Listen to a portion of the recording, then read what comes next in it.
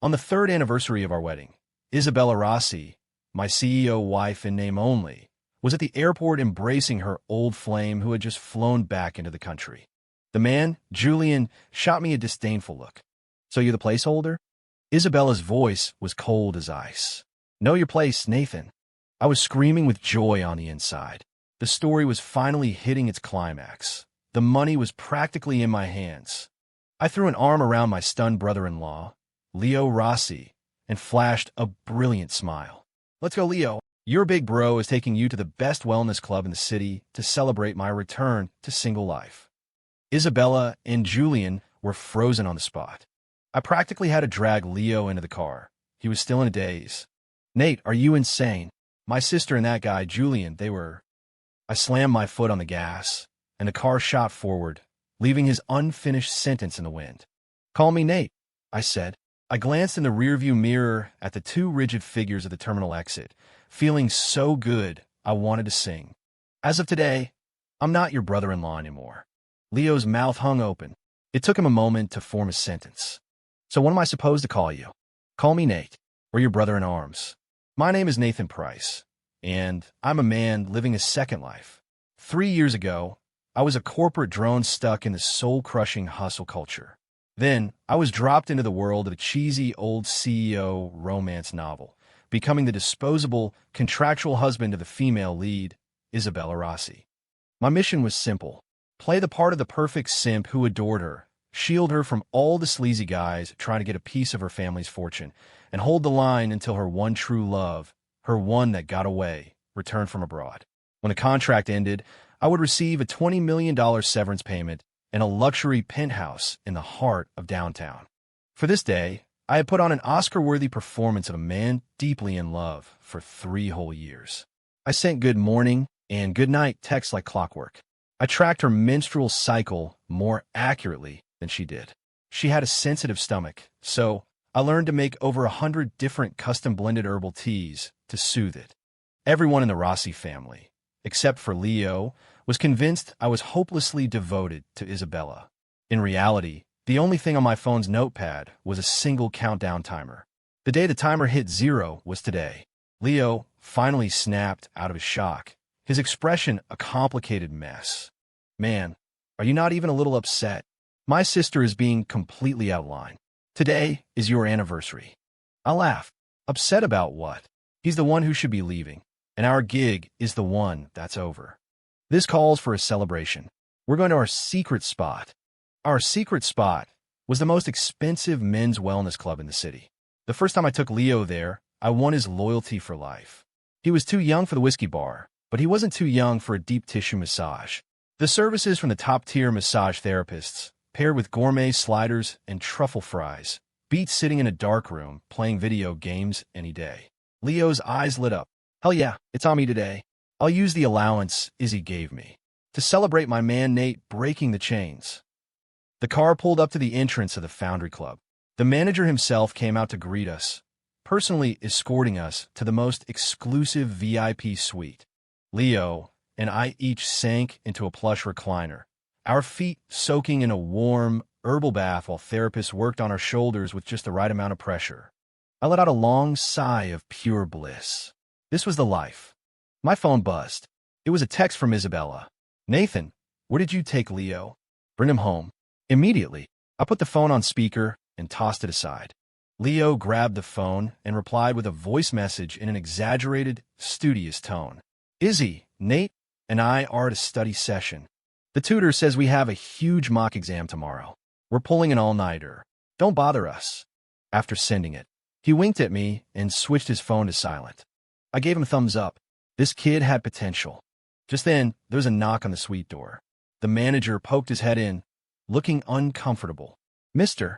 Price, Ms. Rossi and a Mr. Vance are here. They're insisting on seeing you." Leo and I exchanged a look. That was fast. He shot up from his recliner. "Nate, what do we do? My sister is going to lose her mind." I took a slow sip of my tea. "What's there to be afraid of? Let them in." I was curious to see what she was planning. The door swung open, and Isabella and Julian Vance walked in. Isabella looked furious. When she saw Leo and me, each happily digging into a gourmet milkshake, Her expression darkened even further. Nathan, is this what you call a study session? Julian stood behind her, a faint, mocking smile on his lips. His eyes swept over me, as if I were something he'd scraped off his shoe. Isabella, I told you. Some people just don't have any class. They're a bad influence on Leo. Leo slammed his milkshake glass down and jumped to his feet. Who are you calling a bad influence, Vance? What's wrong with me and my brother hanging out? It's not like I have my SATs tomorrow. Isabella's brow furrowed as she scolded him. Leo, is that any way to speak to Julian? Apologize. Leo jutted out his chin defiantly. No, why should I? Why does he get to talk trash about Nate? Julian put on a magnanimous air and chuckled. Isabella, it's fine. Leo's still young. Let's just focus on the important matter at hand. He turned to me, his posture reeking of superiority, as if he were here to pass judgment. Mr. Price, I'm aware of your arrangement with Isabella. Now that I'm back, your duties are concluded. Here's a check for $50,000. Consider it a personal bonus from me for your troubles. I suggest you take the money, leave quietly, and stop bothering Isabella. He slid a check across the table toward me, his gesture casual and arrogant. I didn't even look at it. I looked at Isabella. Is this how you feel, too? Isabella avoided my gaze, her voice frigid. What Julian said goes for me, too. Nathan, this was always a business transaction, and now the transaction is over. You'll get the money you're owed. My lawyers will see to it that the contract is honored, down to the last penny. As for the $50,000, just take it. Consider it payment for your hard work these past 3 years. A dismissive little hard work. That's all my 3 years of dedication were worth. I smiled, picking up the check and twirling it between my fingers. Then, right in front of them, I ripped it in half, then ripped it into quarters. I casually tossed the pieces into a nearby trash can. Julian's expression changed instantly. What the hell is that supposed to mean? Isabella was also stunned. I stood up and walked over to them. I was a good half-foot taller than Julian. I clapped him on the shoulder, not so gently. Mr. Vance, you got 2 things wrong. First, my contract with Isabella Rossi is black and white. $20 million and a penthouse suite. You think you could buy me off with 50 grand? Are you kidding me? Second, you think I actually want to be with your girl? I turned to Isabella, my smile widening. Don't get the wrong idea, Ms. Rossi. Just like you, I've been counting down the days until this contract was over. After all, who wants to spend their life faking it for an ice queen? It's exhausting. Now that your old flame is back, I'm finally free. I couldn't be happier. Bother you? Where do you get this confidence? The color drained from Isabella's face, inch by inch. She had probably never imagined that the man she saw as a pathetic simp, who lived and breathed for her, would ever say something like this. Isabella's lips parted as if she wanted to say something, but no words came out. Julian's expression was beyond furious. He looked as if he'd been deeply insulted. Price, don't push your luck. You're nothing but a kept man living off the Rossis. What right do you have to run your mouth? Before I could respond, Leo exploded. He lunged forward, ready to throw a punch, but I grabbed his arm. Leo, don't waste your time on a rabid dog. I gave his back a calming pat, then turned to Julian, my smile unwavering. You're right, Mr. Vance. I was kept by the Rossis, but I held up my end of a contract, and I'm taking my payment and walking away. It's all above board. Not like some people who hide behind the title of the one that got away, while their eyes are filled with dollar signs. Anyone who didn't know better would think you were just after the Rossi family fortune. Julian's pupils contracted. My words had clearly hit nerve. He took a deep breath, forcing down his anger and turning to Isabella with a wounded expression. Isabella, you hear the garbage he's spouting. I gave up my entire career abroad for you. Is this really the kind of person you think I am in your heart? As expected, Isabella's heart went out to him. She immediately turned on me, her eyes as sharp as daggers. Nathan, that's enough. Apologize to Julian right now. I raised an eyebrow. Apologize? What for? For tearing up his insulting check, or for telling the truth? Isabella's voice was laced with suppressed rage. I said, apologize. If you don't, you won't see a single cent of that $20 million. Threatening me with money, that was her go-to move. Too bad for her, it wasn't going to work. I pulled out my phone, opened the voice memo app and casually held it out in front of her. Ms. Rossi, could you repeat what you just said? I want to make sure my lawyer hears it clearly. You're saying that if I don't apologize, you plan to unilaterally break our contract and withhold my compensation. That's a breach of contract. And the penalty for that, I believe, is double, isn't it? Isabella's breath hitched.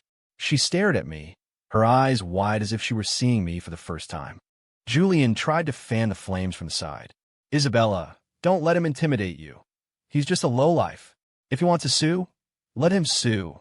As if the Rossi family is afraid of some broke nobody. I put my phone away, a grin on my face as I looked at Julian. Mr. Vance is so generous, willing to help Ms. Rossi pay an extra $20 million right off the bat. It seems your love for her is truly the real deal. Julian was speechless. Leo, who had been watching the whole exchange with glee, couldn't hold back a snort of laughter. Isabella's face was a mixture of pale and flushed. It was likely the first time she had ever lost a war of words so completely. Finally, she took a deep breath and squeezed out a few words through her teeth. We're leaving. She turned and stormed out without another glance in my direction. Julian shot me one last venomous glare before following her. Silence returned to the suite. Leo rushed over and gave me a massive bear hug. Nate, you were awesome. You should have seen my sister's face. She looked like she'd swallowed a fly. I patted his back. Standard procedure. Come on, the therapists are waiting. Let's get back to it. But Leo held on, his face lit with excitement. Nate, what's your plan now? Are you really going to sue my sister? I settled back into my recliner. Why waste time with a lawsuit? Your sister is all about appearances. She was completely cornered by me today. She'll be too furious to sleep tonight. Tomorrow, she'll have her lawyers send me the money and the deed to the penthouse. She can't afford the public humiliation. Leo nodded, half understanding. So what happens after you get the money? What are you going to do? I closed my eyes, enjoying the massage therapist's skilled hands, a smile playing on my lips. Get the money, start a business, and live my best life. And, in the meantime, enjoy the show. Leo was curious. What show? That so-called one that got away of your sisters is bad news. She's let the wolf into the henhouse. She'll have plenty to cry about later. And when that happens, you, my inside man, will have to provide me with first-hand intelligence. Leo pounded his chest in a pledge of allegiance. You can count on me, Nate. I'll be your most loyal informant. I never liked that two-faced jerk anyway. I smiled, satisfied. I may not have earned much else these past 3 years, but turning my brother-in-law into an ally, that was a definite win. For as I predicted, I received a text from my bank the next morning. A long string of zeros. Exactly $20 million. Immediately after, a call came in from an unknown number. It was Isabella's lawyer. Mr. Price, the $20 million has been transferred to your account. The deed for the top-floor penthouse at the Pinnacle Towers has also been processed. You can move in at your convenience. Also, Ms. Rossi asked me to convey a message. She hopes that you will refrain from appearing before her or any member of the Rossi family in the future, and especially that you no longer contact Leo. I let out a small laugh. Understood, and please convey a message to Ms. Rossi for me. It was a pleasure doing business with her. After hanging up, I immediately shared the good news with my inside man. Leo picked up on the first ring. Nate, did the money come through? It's here, in the penthouse. Top floor, the one with the sky pool. I could hear Leo suck in a breath in envy. Holy crap, the Pinnacle Towers. Izzy wouldn't even live there herself, and she gave it to you. She must be absolutely livid. I could just picture Isabella's ice-cold expression as she signed the papers. Whether she's livid or not, I don't know. All I know is I'm moving tonight. Want to come over for a housewarming? Yes, absolutely. I'm skipping class and coming right now. I hung up and started to pack my few belongings. There wasn't much to pack. For the past 3 years, the mansion I lived in, the car I drove, and most of the clothes I wore were all provided by the Rossi family. The only thing that was truly mine was a single suitcase. Inside were a few of my old clothes and my private fund that I had built up over the last 3 years. Although the contract stipulated that Isabella was responsible for all my expenses, I had used my knowledge from my past life to make some discreet investments.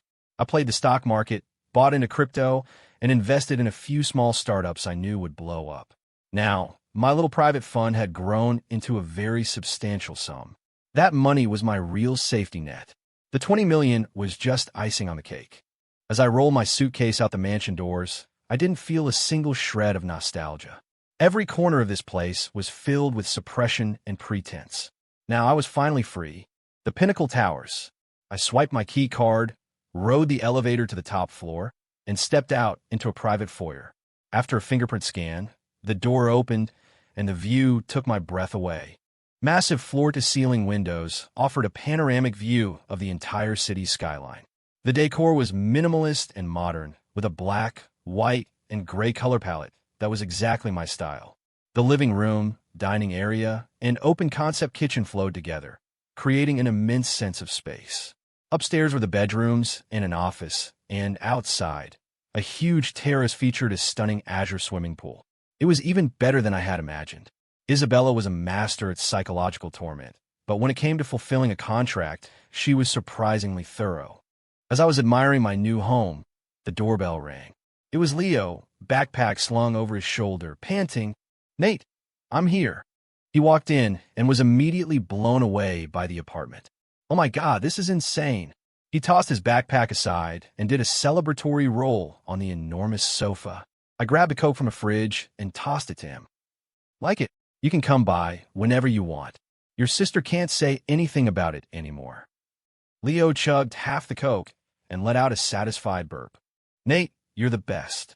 "Oh, right, check this out." He pulled his phone out of his backpack and played a video. It was a Rossi family dinner. Isabella was at the head of the table, with Julian seated beside her. The whole Rossi clan was gathered around, showering Julian with praise.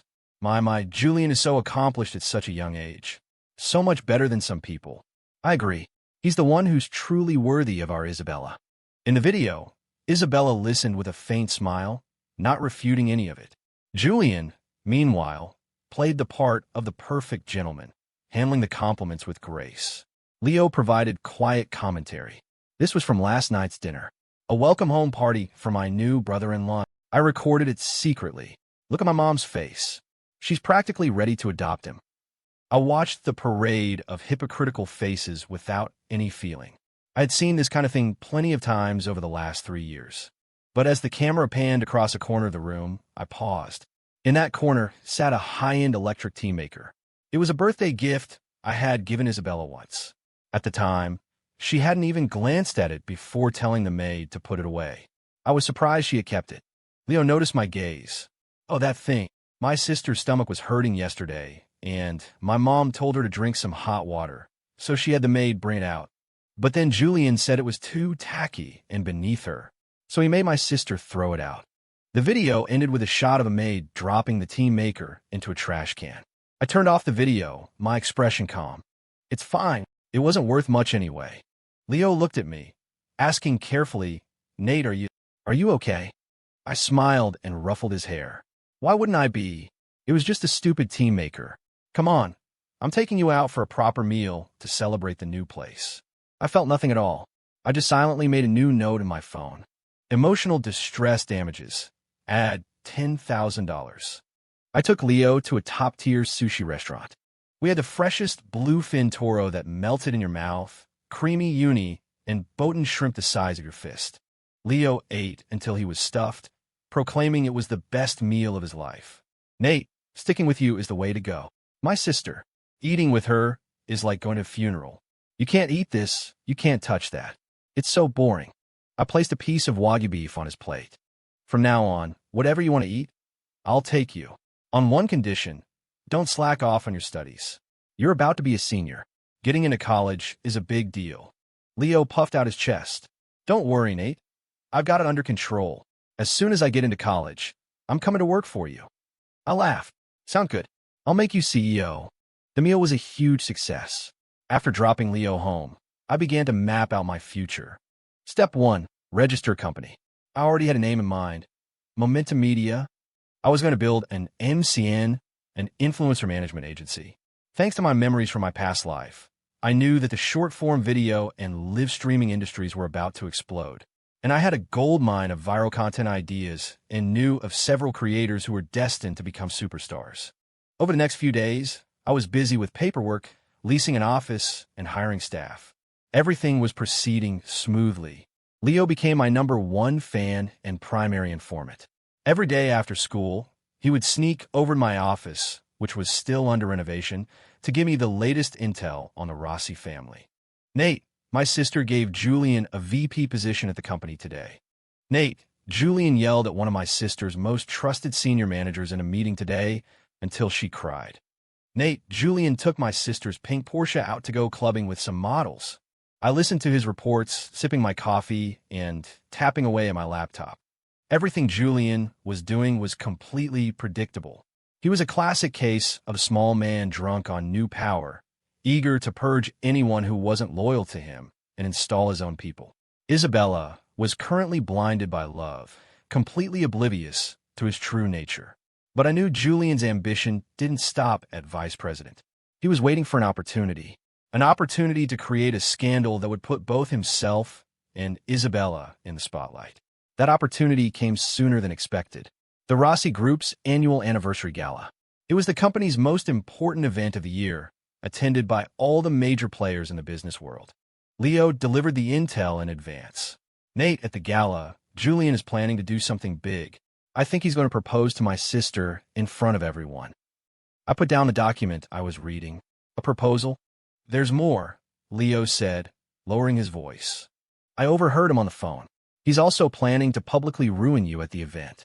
He said he's going to destroy your reputation, so you can never show your face in this city again. My eyes narrowed. He wanted to come after me. Interesting. How is he planning to do that? Leo shook his head. I'm not sure about the specifics. He was being vague on the phone. Something about corporate espionage, leaking company secrets, that kind of thing. I understood instantly.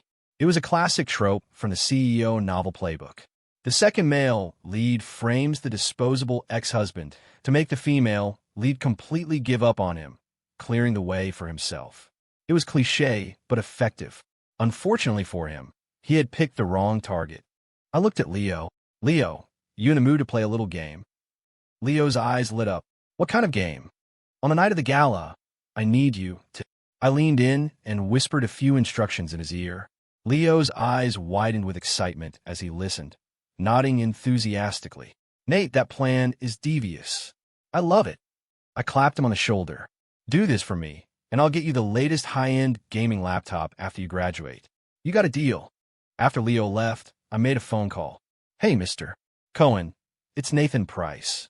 I've got a business proposition for you. The Rossi Group's anniversary gala was held at the most luxurious 5-star hotel in the city.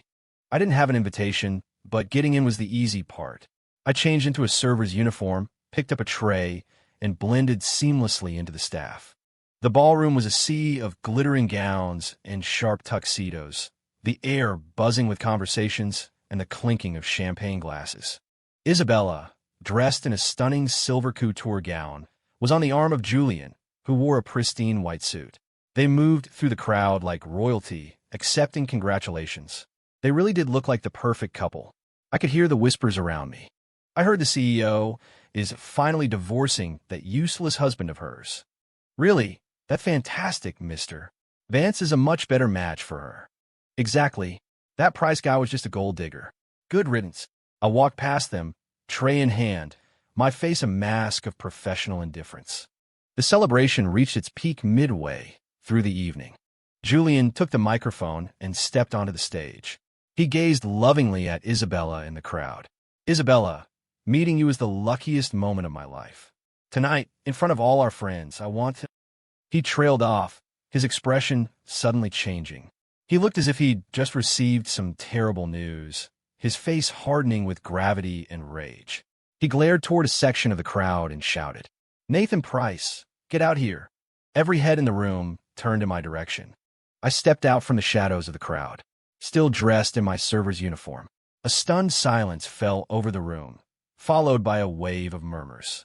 What is he doing here? Dressed like that? Did he sneak in? How embarrassing. The color drained from Isabella's face.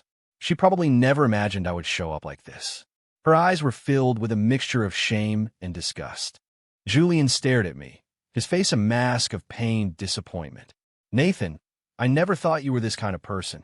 Isabella has been nothing but good to you. Why would you betray her? Why would you betray the Rossi Group? He held up a flash drive. For those of you who don't know, the Rossi Group is currently in a bidding war for a major piece of real estate on the west side. This is our company's most important project for the second half of the year, and our final bid proposal is on this very flash drive. But just a few minutes ago, our competitor, Vantage Corp, suddenly submitted a bid with a price identical to ours. Our confidential information has been leaked. The entire room erupted in gasps. Everyone knew what this meant. Corporate espionage was the lowest of the low in the business world.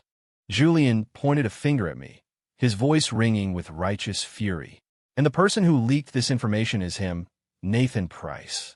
He was seen sneaking into Isabella's office. We checked the security footage, and it confirms it. Nathan, you sold out your own wife. You sold out her family, all for money. Have you no shame? His speech was a masterful performance of passion and heartbreak. All the guests turned to me with looks of contempt and anger. Isabella stared at me, her body trembling with rage. Nathan, her voice was so cold it could have frozen a room. Is what he's saying true? She didn't even give me a chance to defend myself. She had already declared me guilty. I looked at her and found the situation almost comical. This was the woman I had loved for 3 years. Never questioning, never looking for the truth, always choosing to believe someone else. Before I could speak, Julian added more fuel to the fire. Isabella, don't even bother asking him. I've already called the police. They'll be here any minute.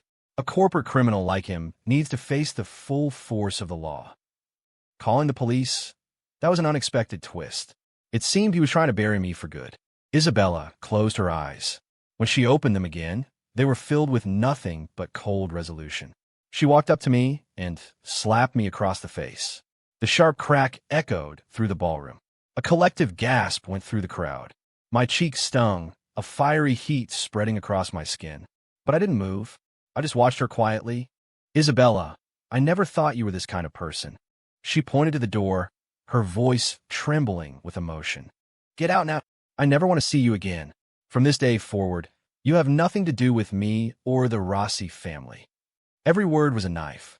All around me, guests were pointing and whispering. What a thankless snake. Ms.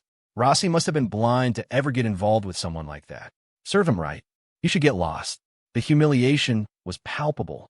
Julian stood to the side, a triumphant smirk playing on his lips. He thought he had one. He thought I would scurry away like a beaten dog, disgraced and condemned by all. He was wrong. Not only was I not broken, I actually smiled. I took out my phone and selected an audio file. A familiar, smug voice filled the entire ballroom, amplified by the microphone system. That guy Price is an idiot, and Isabella is just as stupid. She believes whatever I say. I already faked the security footage of him entering the office, and I made sure only his fingerprints are on the flash drive. Why expose him at the gala? He'll be finished. His reputation will be destroyed, and the cops will take him away on the spot. Once he's out of the picture, I'll propose to Isabella and the Rossi empire. Will be mine for the taking. The recording was crystal clear. It was the entire conversation of Julian in his study, bragging to a friend about his master plan. The ballroom fell into a dead, shocked silence. The expressions on everyone's faces were frozen. The looks of contempt and anger were still there, stuck, slowly being replaced by shock and utter disbelief. The color drained from Julian's face, leaving it as white as a sheet. His smug, confident expression shattered like a cheap mask, revealing the pure panic underneath. No, that's not real, he stammered, shouting incoherently. It's fake. It's been doctored. Price, you're framing me. I stopped the recording and calmly put my phone back in my pocket. Framing you? Mr. Vance, you can say a lot of things, but you should be careful with your words. As for whether this recording is doctored, I think the forensic team at the police department will have a more professional opinion than you. I turned to look at the utterly petrified Isabella. She swayed on her feet, looking like she might collapse at any moment. She stared at Julian in disbelief, her eyes filled with pain and confusion. She probably couldn't fathom how the man she had loved for years, the one that got away she would have done anything for, could turn out to be such a scheming, vicious person. I pulled a document from my pocket. It was a copy of our original contract. In front of everyone, I tore it to shreds. The pieces of paper fluttered down around me like snowflakes. Congratulations, Isabella. Your old flame is back. As for our contract, I'm unilaterally declaring it void, effective immediately. My voice wasn't loud, but in the silent hall, every single person heard it. And you can keep the $20 million penalty. Consider it compensation for the emotional distress I've endured for the past 3 years. I scanned the room, my eyes passing over the guests who had been pointing fingers at me just moments before. Finally, my gaze settled back on Isabella and Julian. I broke into a wide, brilliant smile. I wish you two a long and happy life together. You deserve each other. With that, I turned my back on the chaos and uproar behind me. Under the stunned gazes of everyone present, I shrugged off the ill-fitting server's jacket and dropped it to the floor. Then, with my back straight, I walked out without a second glance. As I reached the hotel entrance, I heard sirens approaching. I knew those were the police Julian had called for me. Now, the person they were coming for was him. The irony was delicious. Outside the hotel, Leo was waiting anxiously. He rushed over the moment he saw me.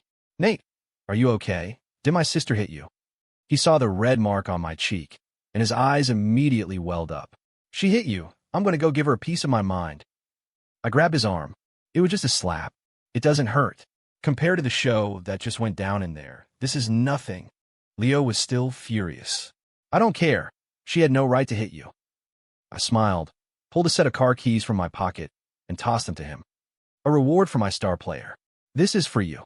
Leo looked down at the keys in his hand and saw the logo of a supercar brand he had only ever dreamed of owning.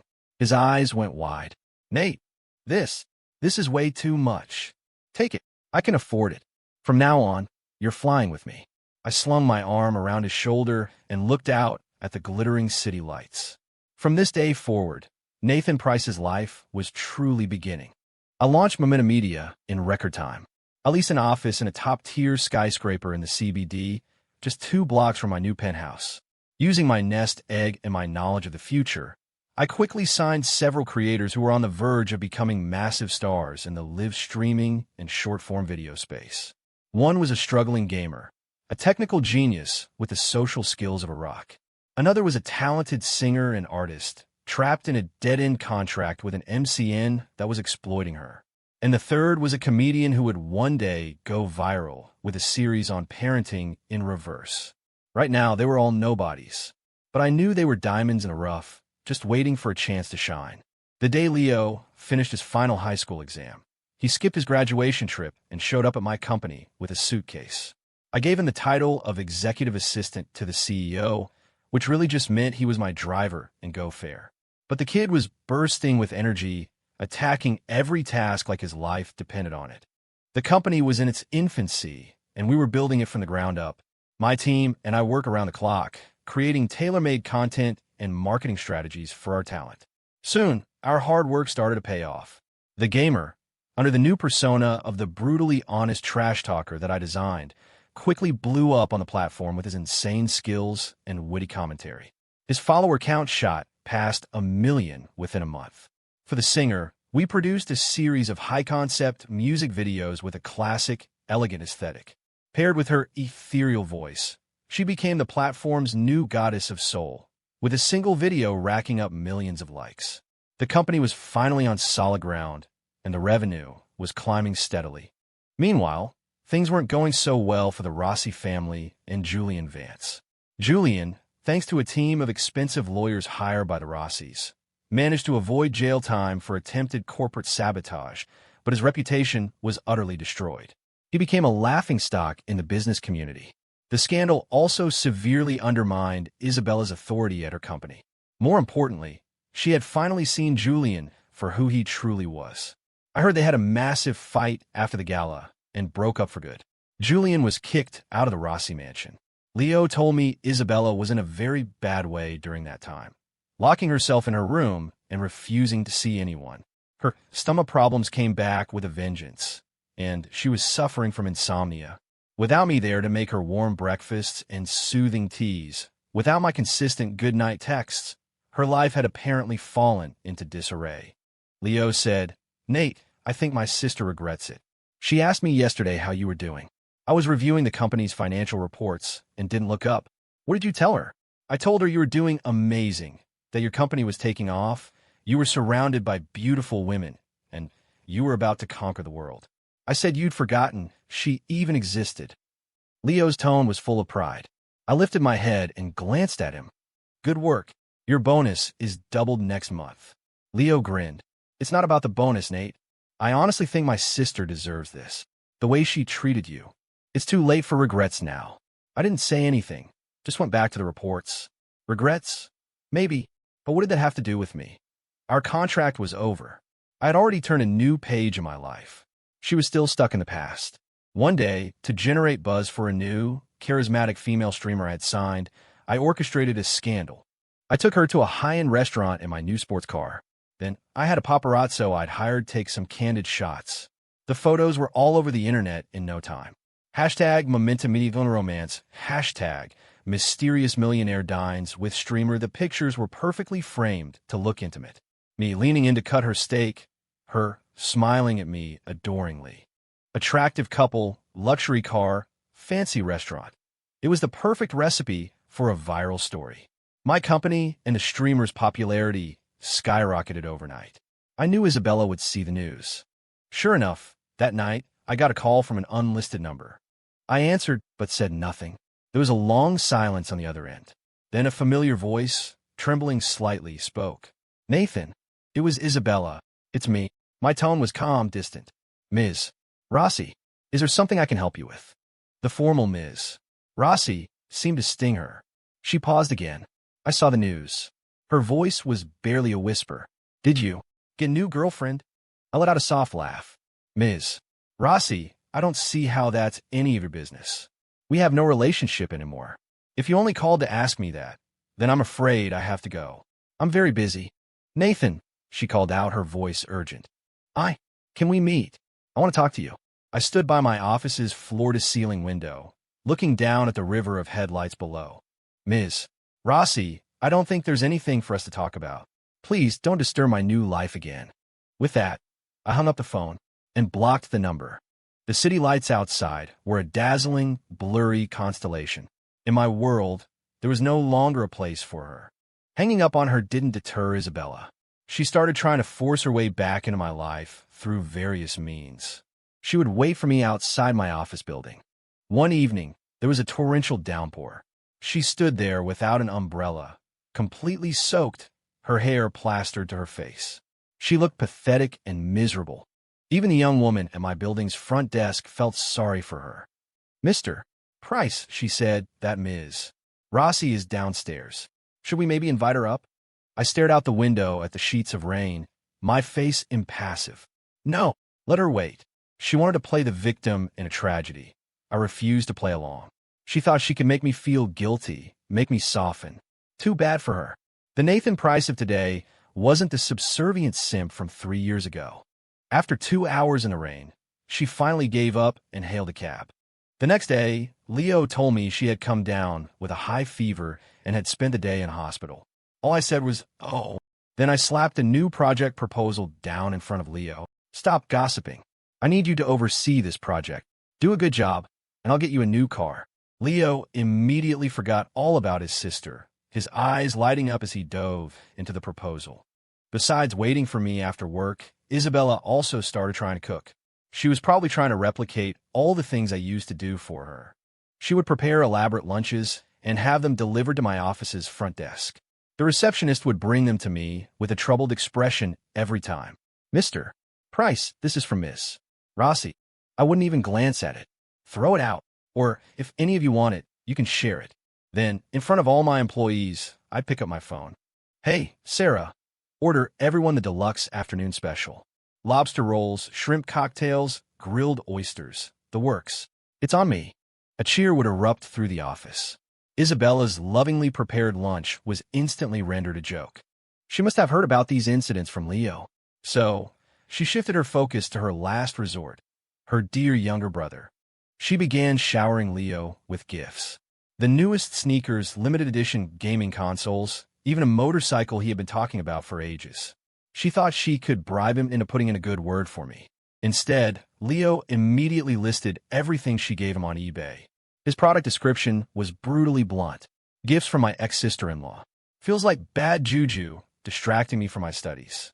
Selling for 90% off, my loss is your gain. The story quickly spread through their social circles. Isabella became the laughingstock of the city's elite. The powerful CEO, dumped by her ex-husband, now publicly humiliated by her younger brother in her desperate attempts to win him back. I heard about it at a business dinner. I was in the middle of a lively conversation with several investors. When I heard the news, I just smiled and raised my glass. Gentlemen, shall we continue our discussion about that series of funding? In the world of business, there's no room for pity, only for profit. Isabella's humiliation only made me seem more valuable. As I expected, the investors who had been on the fence were now looking at me with newfound respect. A man who could make the great Isabella Rossi grovel was clearly a man of considerable power and ability. By the end of the dinner, I had secured $30 million in series of funding. My company was leveling up. Meanwhile, Julian Vance, having failed in the business world, was getting desperate. He found out that my company was planning a large outdoor festival for streamers and their fans. He bribed several event staff members to tamper with the electrical equipment, hoping to cause a major accident. He wanted to ruin me, ruin my company, ruin everything I had built. Unfortunately for him, he seriously underestimated me. I had anticipated he wouldn't go down without a fight, so I had installed top-of-the-line security and surveillance systems at my company and for all my projects. Julian and his hired hands were caught on high-definition cameras, their clandestine activities in the utility room captured in perfect clarity. I didn't expose them right away. I waited until they had everything set up. Then I called the police. When the officers arrived, they caught them red-handed. With irrefutable evidence against him, Julian had no way to talk his way out of it this time. Intentional destruction of property, endangering public safety. He was facing serious prison time. To protect its own reputation, the Rossi family immediately issued a public statement, completely severing all ties with Julian Vance. And just like that, the once admired one that got away became a social pariah, his name dragged through the mud. Julian's spectacular downfall seemed to be the final straw for Isabella. She finally understood what kind of man she had thrown away, and for whom. She had lost more than just a contract husband. She had lost someone who had once cherished her, who had genuinely and sincerely cared for her. Her desperate campaign to win me back entered its most intense phase. She abandoned the petty, embarrassing tactics. She started leveraging the Rossi family's resources to help my company, both openly and behind the scenes. She introduced me to clients, helped me pull strings, and even publicly endorsed Momentum Media in a Rossi Group board meeting, expressing her hope for a strategic partnership. She humbled herself completely, lowered herself to the dust. Everyone in our circle saw it. The great Isabella Rossi was dead set on getting her ex-husband back. Many people started to envy me. They thought I was a master of playing hard to get. All I had to do was nod, and I would have it all. The woman, the fortune, a shortcut to the very top. Even Leo started to waver. He asked me cautiously one day, "Nate, my sister, she's been having a really rough time. The old guys on the board, they see she's a woman, and without Julian to back her up, they've started to disrespect her. She's fighting battles on all fronts, and the pressure is immense. I've caught her crying in her study late at night more than once. Maybe you could just give her a chance." I was polishing a new fishing rod. I paused. I looked up at Leo. "Leo, have you forgotten how she treated me? That slap, in front of all those people, have you forgotten? The way she instantly believed I was a corporate spy, ready to hand me over to the police without a second thought. Have you forgotten that?" Leo's face paled, and he looked down. "I haven't forgotten, but..." I cut him off. "No, but people in miserable situations often have themselves to blame. She chose this path. She has no one to blame but herself. And Nathan Price is not a recycling bin. I don't take back the trash." Leo didn't say another word.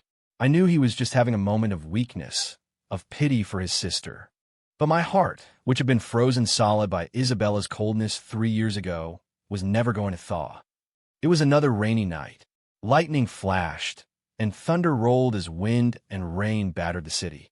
I had just finished a video conference and was about to head home.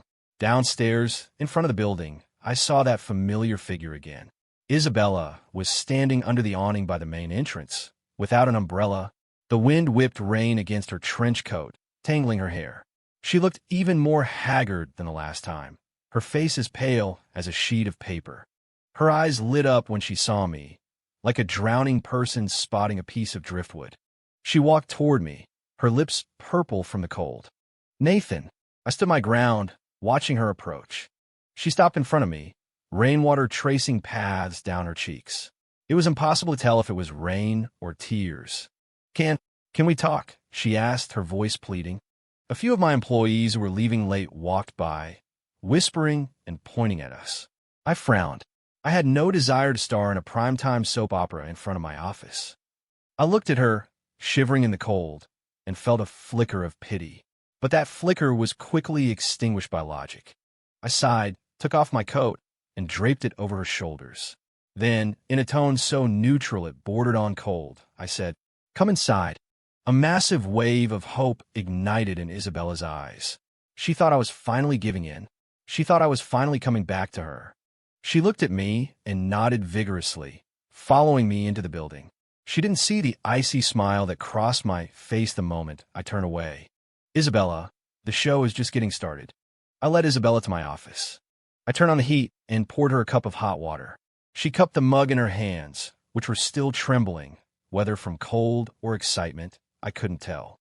She sat on the sofa, looking anxious and small, like a child who had done something wrong. It was a stark contrast to her usual persona as the untouchable, high and mighty CEO. "Thank you," she said softly. I didn't reply. I sat in my chair across from her and simply watched her. My silence seemed to make her uncomfortable, and she didn't seem to know what to say. The only sound in the office was the quiet hum of the heater. The atmosphere was thick with awkwardness. Finally, she broke the silence. "Nathan, I'm sorry." She looked up, her eyes red-rimmed. "Before, I was wrong. I shouldn't have treated you that way. I shouldn't have distrusted you. I regret it." As she spoke, tears began to fall.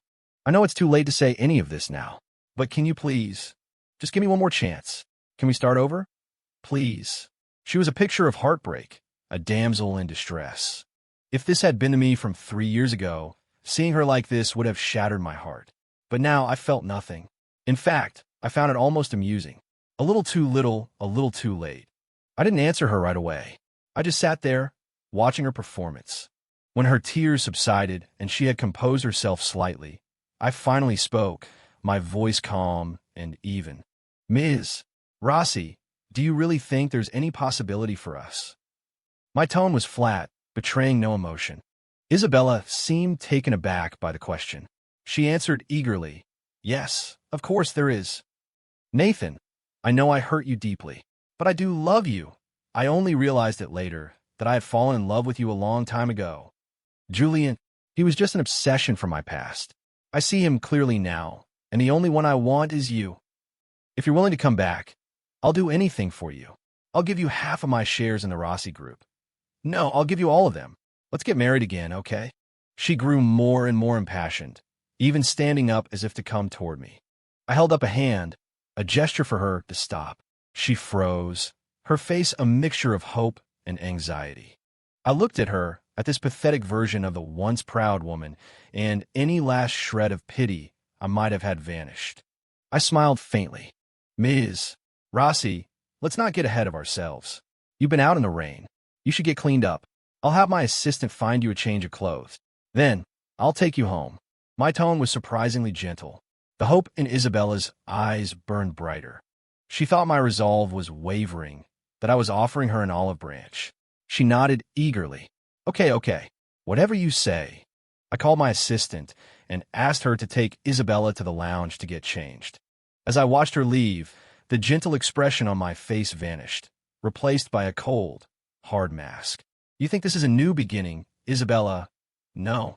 This is the final judgment I have prepared for you." An hour later, at an exclusive dinner for major investors, held at the city's most elite private club, I arrived with Isabella on my arm.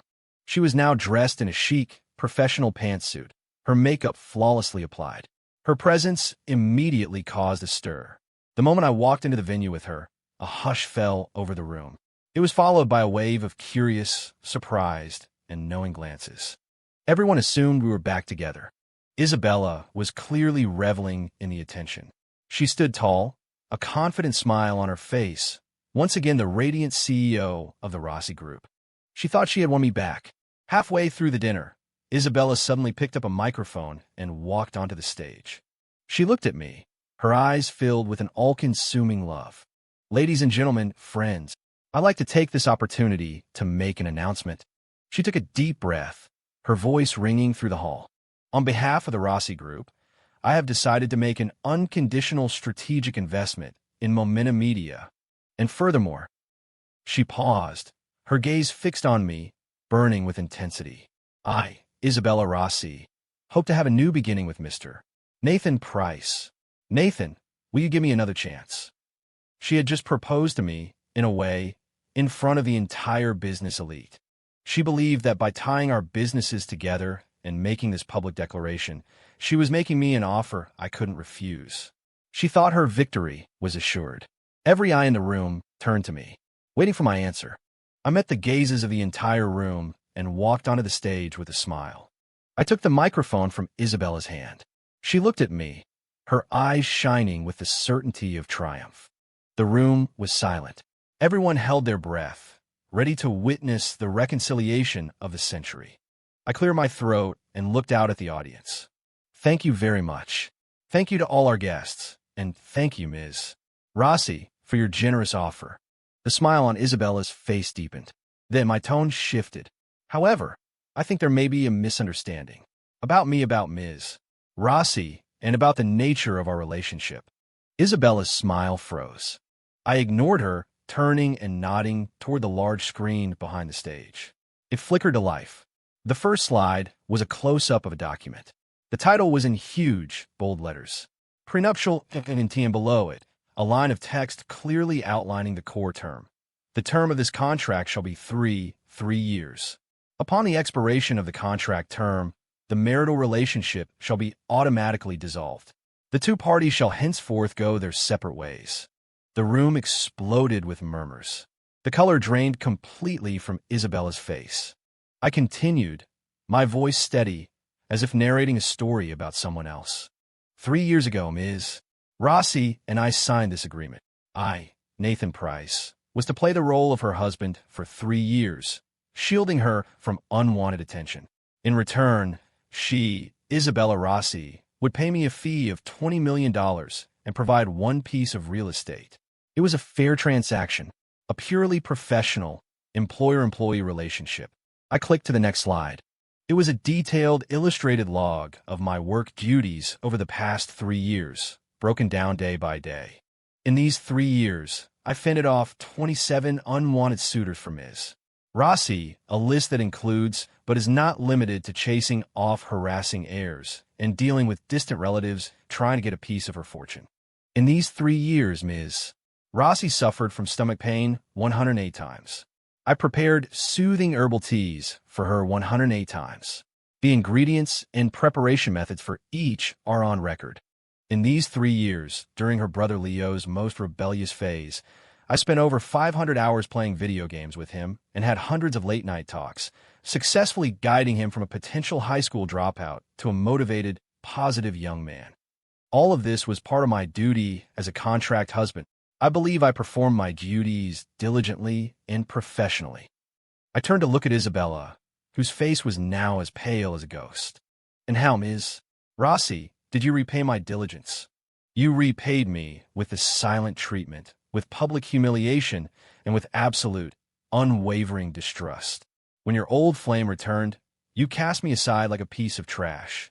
When he framed me, you stood by his side, shamed me in public, and were fully prepared to let my reputation be destroyed and have me sent to prison. Ms. Rossi, is this what you call love? If it is, then your love is both cheap and incredibly damaging." Isabella swayed, grabbing the podium to keep herself from collapsing. Her mouth opened, but no words came out. My words were daggers, and each one had hit its mark. I gave her no time to recover, delivering the final, fatal blow.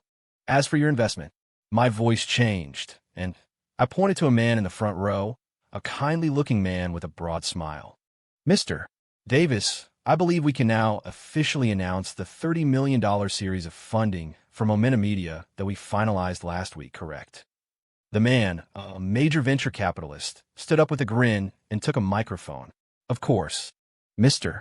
Price is a brilliant young entrepreneur, and Momentum Media has a boundless future. We at Apex Capital are honored to be the lead investor for their Series A round. He walked on the stage and shook my hand warmly. The cameras flashed relentlessly. The room was in an uproar. Everyone finally understood. I didn't need the Rossi family's money. I had already secured a bigger, better, more powerful partner. Isabella's public declaration of love and her investment offer had been exposed for what it was, a one-woman show. A humiliating, self-inflicted disaster. I released Mr. Davis's hand and looked at Isabella one last time. She stood there, ashen-faced, as if her soul had been ripped from her body. I gave her the most genuine, liberated, and brilliant smile I had shown in 3 years. So, Ms. Rossi, I said, thank you for your love, but in my world, there's no room for you anymore. I put down the microphone and walked off the stage. As I passed Leo, I stopped.